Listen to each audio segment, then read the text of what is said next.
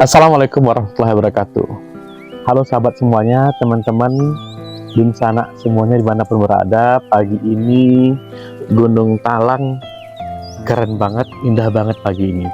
Nah, pagi ini kita akan lanjutkan membaca buku Quranic Law of Attraction dari halaman 12 sampai ke halaman 20.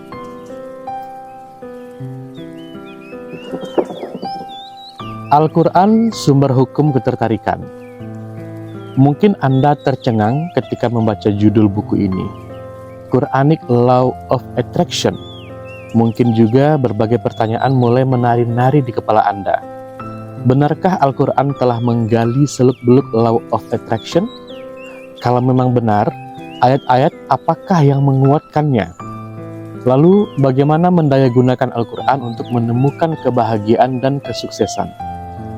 Apa yang Anda pikirkan juga terpikirkan dalam benak saya. Pada awalnya, saya menduga Al-Quran hanya berbicara mengenai hukum surga dan neraka, landasan hukum fikih, kisah para nabi dan rasul beserta kaumnya, dan sebagainya. Saya tak henti-hentinya menduga bahwa Al-Quran tidak mempunyai dampak yang luar biasa pada kehidupan seseorang. Buktinya, betapa banyak kita membaca Al-Quran, tapi kita tak kunjung mengalami banyak perubahan. Kalaupun ada, hanya segelintir orang saja. Jarang sekali yang mengalami perubahan lantaran hanya cukup membaca Al-Quran. Diam-diam, tanpa berpikir macam-macam, saya tersadar. Saya mulai penasaran mencari jawaban atas semua tanda tanya saya itu. Tanpa pikir panjang, saya berinisiatif mencari seluk-beluk Law of Attraction dalam Al-Quran.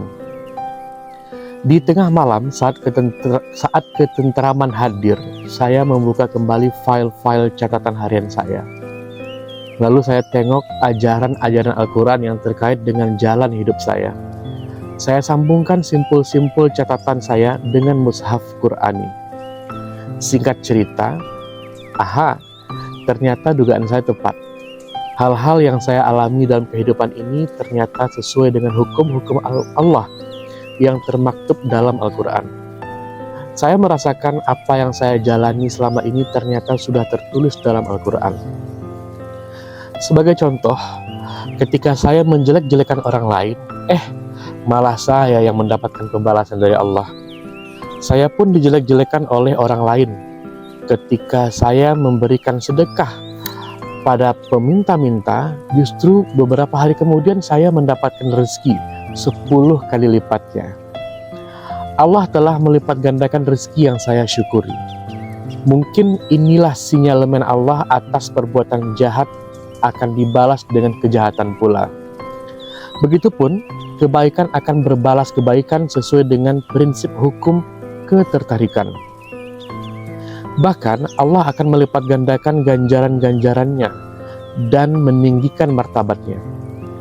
Mengenai hukum ketertarikan, Al-Quran telah memaparkannya dengan gamblang. Coba kita perhatikan salah satu ayat berikut ini. Maka barang siapa mengerjakan kebaikan seberat zarah, niscaya dia akan melihat balasannya. Dan barang siapa mengerjakan kejahatan seberat zarah, niscaya dia akan melihat balasannya. Al-Quran Surah Al-Zalzalah, surat ke-99 ayat 7-8. Ayat di atas semakin memperkuat bahwa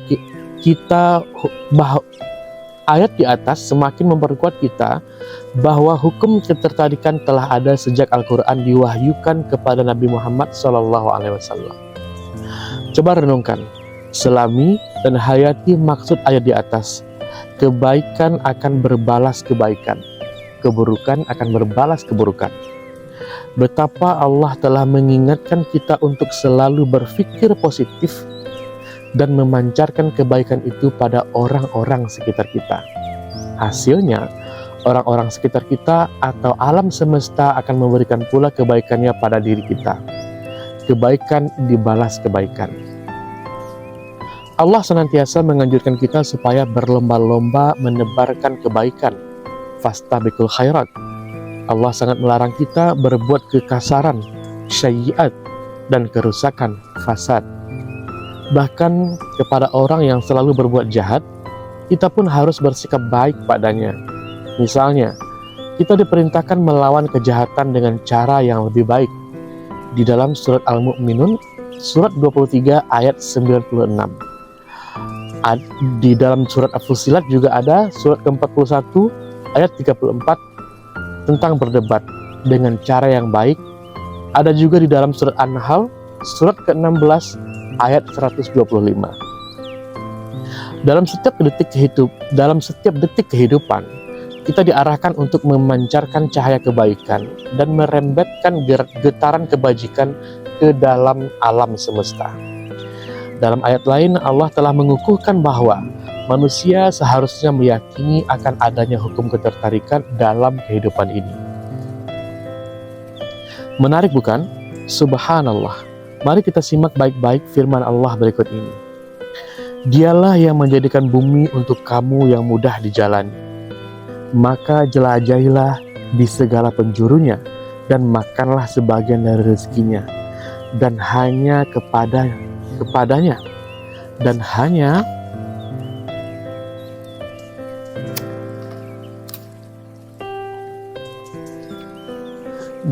kepadanya lah kamu kembali setelah dibangkitkan.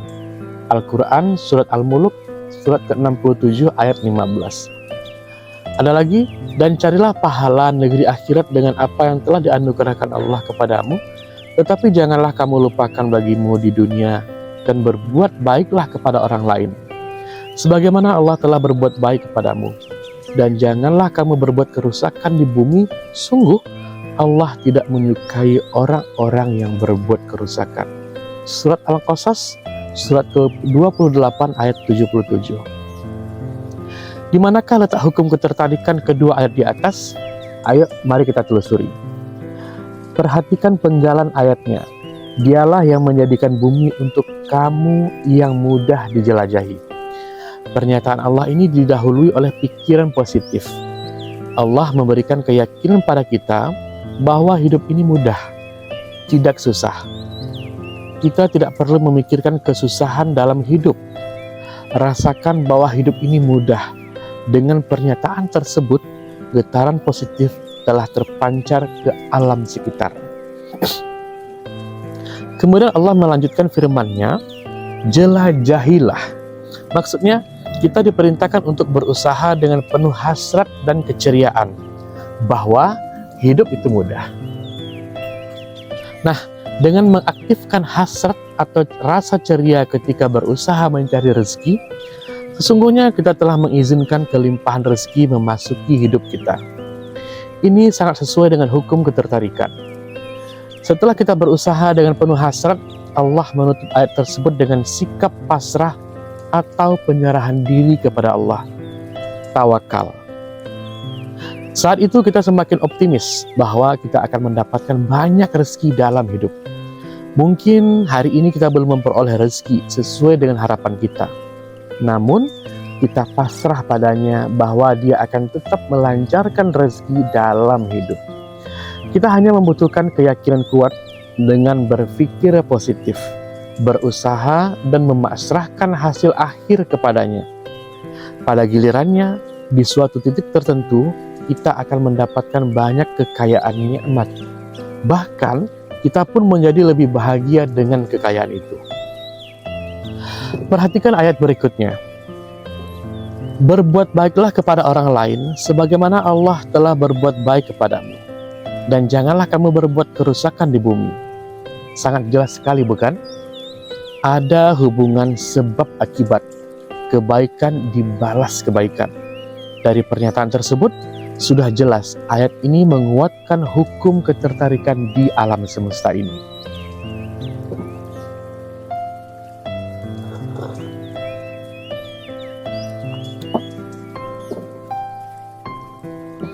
Oleh sebab itu, tidaklah mengherankan manakala seluruh kehidupan kita telah tergambar di dalam Al-Quran. Tinggal bagaimana cara kita menemukan kehidupan kita itu dalam Al-Quran. Boleh jadi kehidupan Anda pun demikian. tidak jauh berbeda dengan apa yang sudah tertulis di dalam Al-Quran. Jangan-jangan setiap derap dan pola kehidupan yang Anda lalui sudah tertulis dengan jelas di dalamnya. Maka, jika Anda mau menggeluti Al-Quran, besar kemungkinan Anda akan mendapatkan rumusan kebahagiaan hidup yang akan datang. Anda akan lebih memahami bagaimana menjalani kehidupan ini. Anda pun akan mengerti bagaimana menggunakan hukum ketertarikan yang terkandung di dalam Al-Quran. Al-Quran memberikan banyak informasi untuk meraih kebahagiaan dan kesuksesan hidup.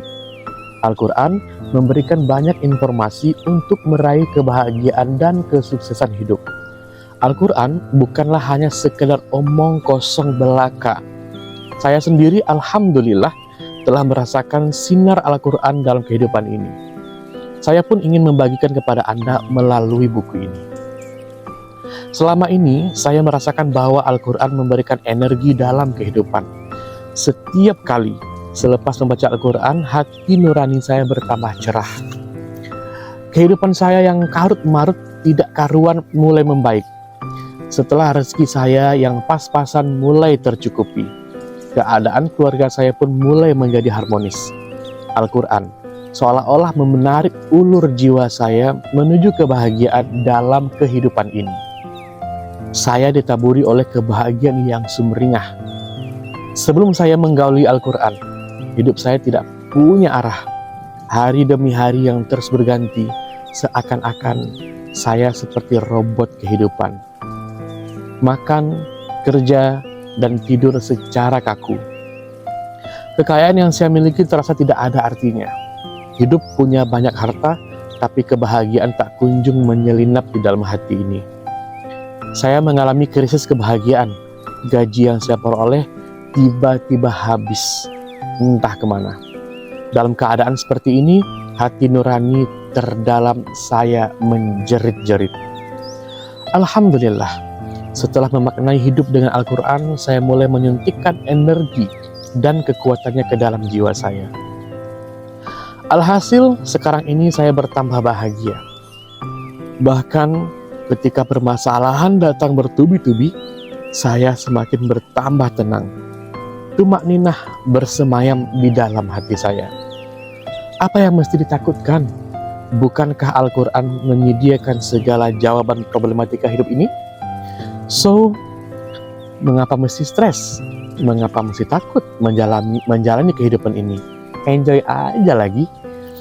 Terus terang, jika kita benar-benar menyuntikkan energi Al-Quran ke dalam jiwa, semua permasalahan dalam hidup punya jalan keluar. Semua permasalahan dalam hidup punya jalan keluar.